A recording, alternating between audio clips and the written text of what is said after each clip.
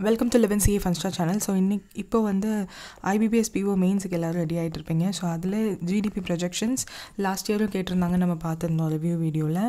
So அதனால் last மினிட்ல நீங்கள் இப்போ ரெடி ஆகிட்டு இருக்கும்போது ஜஸ்ட் மக்கப் பண்ணிட்டு போகணுன்றதுக்காக தான் இந்த ஒரு special video. To subscribe our channel in all format. Banking awareness video is available. If you want to purchase it and 1 year subscription is available in 50% offer. So first வந்து world பேங்கோட இது வந்து first ஃபுல்லாக என்னன்னு பார்த்துடலாம். அதுக்கப்புறம் இதை எப்படி சிம்பிளாக படிக்கிறதுன்ற ஒரு ஸ்லைடும் இருக்குது. இந்த PDF வேணும் அப்படின்னா நம்ம 11CA Funstar அப்படின்ற வெப்சைட்டில் வந்து CA Funstar அப்படின்னு டைப் பண்ணிங்கன்னா நம்ம வெப்சைட்டில் இருக்கும். அந்த வெப்சைட்டில் லாகின் பண்ணிங்கன்னா கண்டிப்பாக கிடைக்கும். இஃப் நாட் கீழே டிஸ்கிரிப்ஷன்லேயும் கமெண்ட் செக்ஷன்லேயும் வந்து கமெண்ட் செக்ஷனில் பின்டு கமெண்ட்டில் இருக்கும் அண்ட் டிஸ்கிரிப்ஷன்லேயும் லிங்க் இருக்குது. வேணும்னா அதில் போய் நீங்கள் இந்த PDF வந்து டவுன்லோட் பண்ணிக்கலாம்.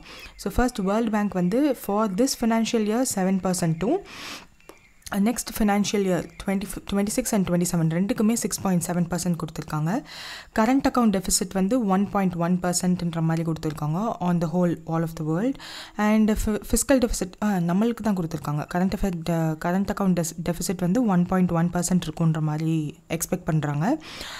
அண்ட் ஃபிஸ்கல் டெஃபிசிட் வந்து இப்போ 5.6% FY24ல், அதுக்கப்புறம் 4.9 and 4.5. அஃப்கோர்ஸ் நம்மளோட டார்கெட்டும் வந்து 4.5% தான் நம்ம அச்சீவ் பண்ணணும்னு நினச்சிருக்கோம். ஸோ அதை வந்து அவங்க மென்ஷன் பண்ணியிருப்பாங்க. WTO வந்து 7% வந்து ஃபார் திஸ் ஃபினான்ஷியல் இயர் கொடுத்துருப்பாங்க. அதுக்கப்புறம் வேர்ல்டோட மர்ச்சன்டைஸ் ட்ரேட் க்ரோத் எப்படி இருக்குன்ற மாதிரியும் சொல்லியிருப்பாங்க. 2024ல் 2.7%, 2.6லேருந்து 2.7%-ஆக சேஞ்ச் பண்ணியிருப்பாங்க. ஃபார் 25ம் வந்து சேஞ்ச் பண்ணியிருப்பாங்க. அண்ட் ப்ராடக்ட் க்ரோத் எப்படி இருக்குன்ற மாதிரியும் கொடுத்துருக்காங்க. IMF வந்து 7% for this financial year, next financial இயருக்கு 6.5%. IMF ஹெட்லைன் இன்ஃப்ளேஷன் பற்றியும் இதில் மென்ஷன் பண்ணியிருப்பாங்க. இப்போ 4.4%, நெக்ஸ்ட் இயர் வந்து 4.1%. அண்ட் ஆன் த ஹோல் நம்ம வேர்ல்டோட GDP எப்படி இருக்குன்றதையும் IMF வந்து ப்ரொஜெக்ட் பண்ணியிருப்பாங்க. 3.2% இன் 2024, 2025ல் 3.2% இருக்குன்ற மாதிரி சொல்லியிருப்பாங்க. OECD கண்ட்ரீஸ் ஸோ 6.7% இருக்கும் இந்த ஃபினான்ஷியல் இயர். அதை வந்து சேஞ்ச் பண்ணியிருக்காங்க 6.6லேருந்து 6.7%. நெக்ஸ்ட் ஃபினான்ஷியல் இயருக்கு 6.8%. ஹெட்லைன் இன்ஃப்ளேஷனும் வந்து 4.3லேருந்து 4.5 மாற்றிருப்பாங்க இந்த ஃபினான்ஷியல் இயருக்கு. நெக்ஸ்ட் ஃபினான்ஷியல் இயருக்கு 4.2லேருந்து 4.1. UN வந்து 6.9% கொடுத்துருக்காங்க.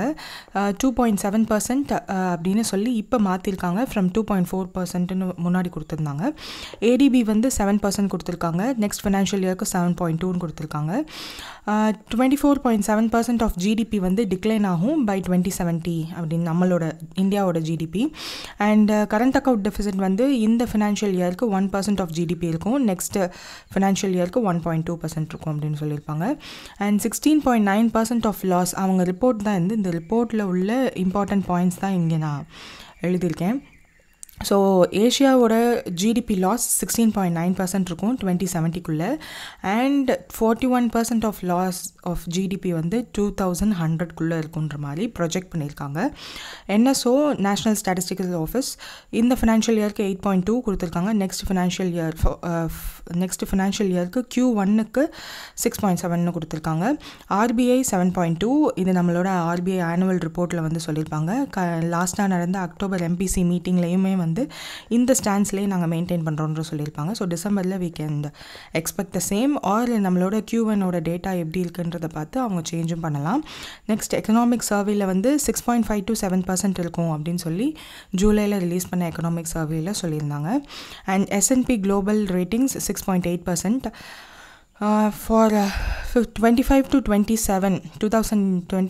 27 ஸ்டெடியாக வந்து 6.5 to 7% நம்ம க்ரோத் இருக்கும். அண்ட் FY26ல் 6.6% இருக்குன்ற மாதிரி சொல்லியிருப்பாங்க. ICRA ரேட்டிங்கும் 7% வச்சுருப்பாங்க. அண்ட் செப்டம்பர் குவார்ட்டரில் 6.5% இருக்குன்ற மாதிரி சொல்லியிருப்பாங்க. மார்கன் ஸ்டான்லி இப்போ ரீசெண்டாக தான் சேஞ்ச் பண்ணாங்க. ஃப்ரம்னு அர்த்தம் சேனா 7 to 6.7% கம்மி பண்ணியிருந்தாங்க. பிகாஸ் ஆஃப் அவர் Q1 பர்ஃபார்மன்ஸை பார்த்துட்டு சேஞ்ச் பண்ணி பண்ணியிருப்பாங்க. இன்ஃப்ளேஷன் வந்து 4.9%, நெக்ஸ்ட் ஃபினான்ஷியல் இயருக்கு 4.3% இருக்கும். ஃபாஸ்டஸ்ட் க்ரோவிங் அமாங் G20 கண்ட்ரீஸ்ன்னு சொல்லி ஒரு ரிப்போர்ட். ஸோ அதில் இந்தியாவோட ப்ரொஜெக்ஷன் வந்து 7%. இந்த ஃபாஸ்டஸ்ட் க்ரோவிங் அமாங் G20 கண்ட்ரீஸில் வந்து இந்தியா தான் ஃபஸ்ட்டு இருக்கும். Second Indonesia, third China. Indonesia வந்து 5%, சைனா 4.8%. NCAER 7 to 7.5% வந்து நம்ம இந்த ஃபினான்ஷியல் இயரில் இருக்கும்னு சொல்லியிருப்பாங்க. SBI வந்து 7லேருந்து 7.1 மாற்றிருப்பாங்க. அண்ட் Q2 ப்ரொஜெக்ஷன்ஸ் கொடுத்துருப்பாங்க 6.5. Q3 அண்ட் Q4 7% ஸ்டெடியாக க்ரோ ஆகுன்ற மாதிரி சொல்லியிருப்பாங்க. UBS securities India 7%, CRISIL 6.8 and ப்ளூம்பர்க்கும் 6.8, மூடிஸும் 6.8, 25க்கு 6.5% சொல்லியிருப்பாங்க. இன்ஃப்ளேஷன் ப்ரொஜெக்ஷனும் கொடுத்துருப்பாங்க. UN தேசா அப்படின்றவங்களும் 6.6%, Nomura 6.7%. So CII 8%, FCCI economic outlook survey 7.2%, 7%லேருந்து 7.2% மாற்றிருப்பாங்க. அண்ட் நெக்ஸ்ட் ஃபினான்ஷியல் இயருக்கும் அவங்க வந்து ரிமார்க்ஸாக கொடுத்துருப்பாங்க 6.5 அண்ட் 6.2. NIPF அதாவது national institute of public finance and policy 6.9%லேருந்து 7.1% வரையும் இந்த ஃபினான்ஷியல் இயரில் இருக்கும்.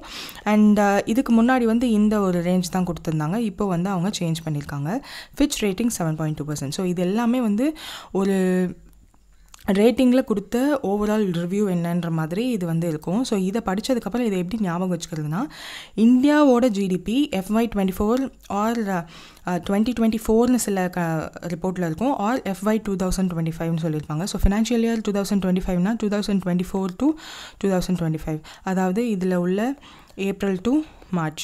ஸோ இதை தான் வந்து கொடுத்துருப்பாங்க FY25ன்னு. ஸோ அது எல்லாத்தையும் நான் கலெக்டிவாக ஒரே ஸ்லைடில் வச்சுருக்கேன். ஸோ தட் உங்களுக்கு ரீகால் பண்ண ஈஸியாக இருக்குன்னு சொல்லிட்டு.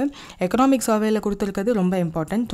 So 6.5 to 7%, UN DESA 6.6%, 6.7% Nomura, Morgan Stanley, OECD, 6.8% வந்து S&P Global, CRISIL, Bloomberg and Moody's. 6.9லேருந்து 7.1 வரையும் NPFும் UNும் கொடுத்துருப்பாங்க. UN வந்து 6.9 கொடுத்துருப்பாங்க. ஸோ அது பார்த்துக்கோங்க. 7% வந்து இருக்கிற majority of international institutions, financial institutions எல்லாருமே வந்து 7% தான் கொடுத்துருக்காங்க. Like world bank, IMF, WTO, ADB. இதெல்லாம் private ratings. ICRA, UBS securities India. So 7.1% SBI கொடுத்துருக்காங்க. 7.2% வந்து RBI இன்னும் மெயின்டைன் பண்ணுறாங்க.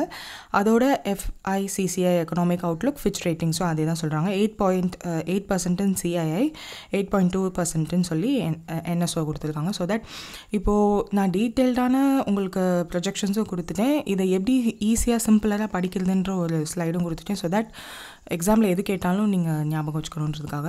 So that's it for now. All the best for your exams. இது மாதிரி என்னென்ன உங்களுக்கு லாஸ்ட் மினிட் வீடியோஸ் வேணுன்றதை கமெண்ட் செக்ஷனில் சொல்லுங்கள். So that I will make it fast and upload it சூனா. All the best for your exams.